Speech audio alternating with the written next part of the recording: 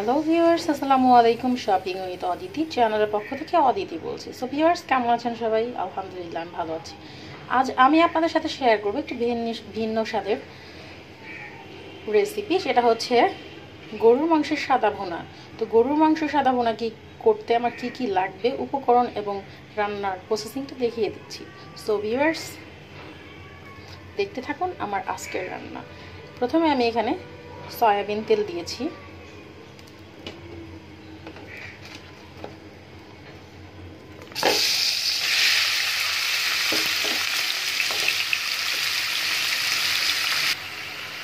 তো যেহেতু এটা গরুর মাংসের সাদা ভুনা, তো সেই ক্ষেত্রে আমি এটা মশলা ইউজ করছি খুব কম।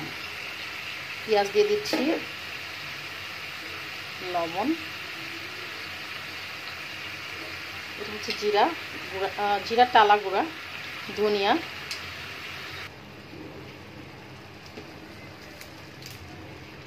তেজপাতা।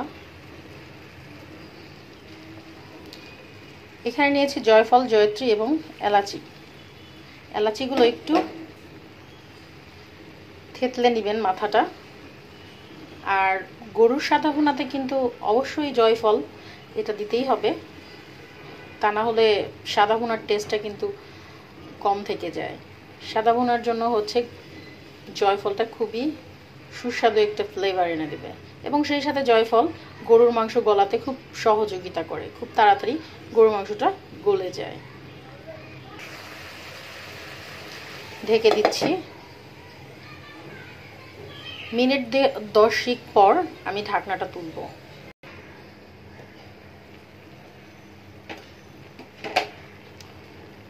মাশাআল্লাহ, অনেক পানি উঠে গেছে 10 মিনিটে।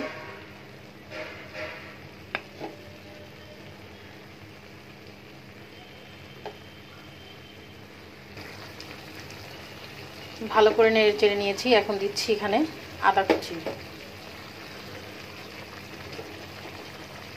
রসুন,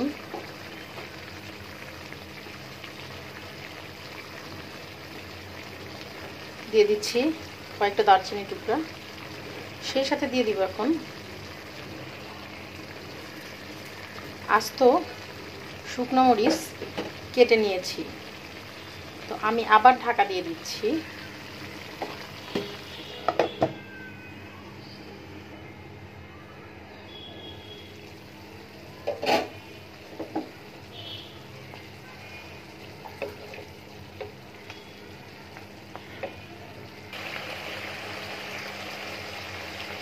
এক চা চামচ পরিমাণ সয়া সস দিয়ে দিচ্ছি।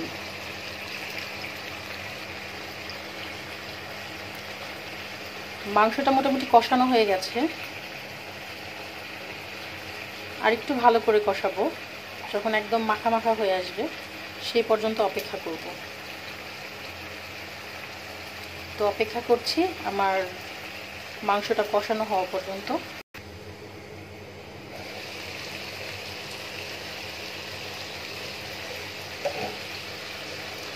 এখন আমি একটা সুন্দর সরিষার তেলের ফ্লেভার হওয়ার জন্য আমি কিছুটা সরিষার তেল দিয়ে দিচ্ছি।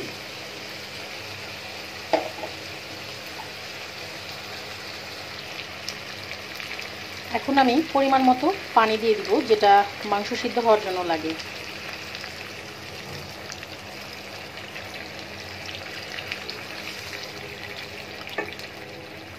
আর আমি কিন্তু মাংস পিসগুলো একটু ছোট ছোট করেছি। তারপর হচ্ছে জয়ফলটাও দিয়েছি, সেই সাথে সয়া সস।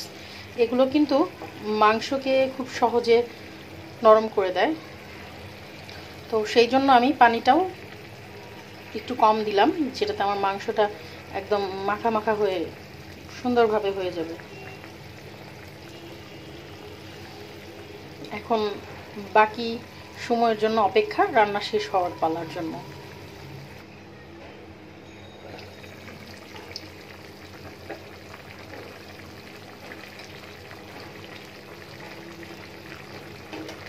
এখন দিয়ে দিব এখানে পেঁয়াজ কাটা রেখেছিলাম, পেঁয়াজ কাটাটা।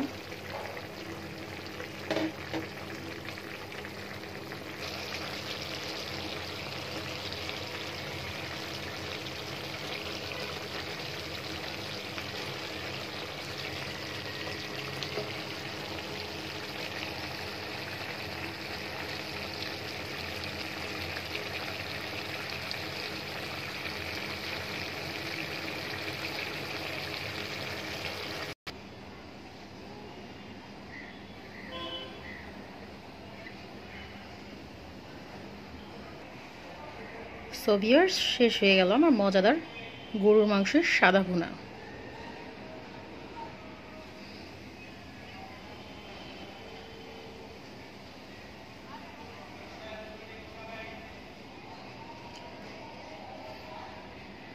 ভাত কিংবা পোলাও অথবা খিচুড়ি দিয়ে যেটাতেই খান না কেন, সাথে পরোটার সাথেও খেতে পারেন।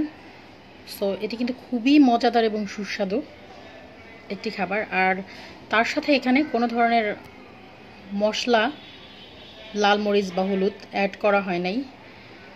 তো সুস্বাদু একটি রান্না এটা। মাঝে মাঝে রান্নার স্টাইলগুলো একটু চেঞ্জ করতে হয়, তো আমিও চেঞ্জ করলাম। বাট এই রান্নাটা আমার শাশুড়ি করতো, যার জন্য আমি এই রান্নাটা জানি, যেহেতু তারা পুরান ঢাকার। তো পুরান ঢাকার রান্না আমিও মাঝে মাঝে করি। সো ভিউয়ার্স, যারা আমার চ্যানেলটি এখনও সাবস্ক্রাইব করেননি অবশ্যই সাবস্ক্রাইব করবেন, আর লাইক কমেন্ট শেয়ার করে অন্যকে দেখার সুযোগ করে দেবেন। সো ভিউয়ার্স, ভালো থাকবেন সবাই। আল্লাহ হাফেজ।